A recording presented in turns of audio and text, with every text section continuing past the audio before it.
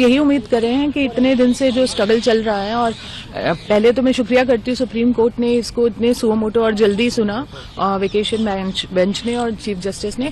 उम्मीद है कि आज इस जो फैसला हाईकोर्ट ने दिया था उसको बदल दिया जाएगा, और विक्टिम को भी पूरा आश्वासन है, क्योंकि उनको हमको सच में उम्मीद है। और इट इज नॉट अबाउट कि प्रेशर है या प्रोटेस्ट हुए, ये ड्यू है। एक्चुअली वो गलत हुआ था, टेक्निकलिटी को वो लोग समझेंगे और इसको अंडू करके इसको जस्टिस देंगे। मैम, कल जब जनता नजर प्रोटेस्ट हो रहा था, पीड़िता की तबीयत खराब हो गई थी अचानक से, तो क्या अभी शी स्टेबल, वो ठीक है, वो फाइन है, वो यही है, वो she is inside the court room.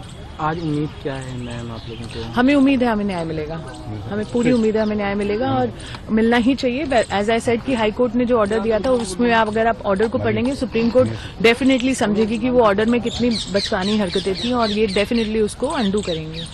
Ma'am, what are your hopes with the court since it's the first hearing?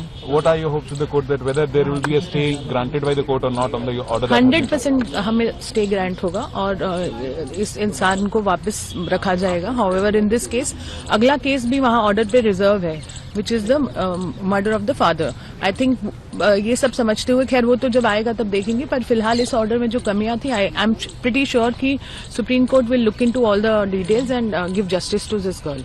Thank you. एक बार इंग्लिश में today what are your expectations? We are expecting justice as we expect from the highest court of this country.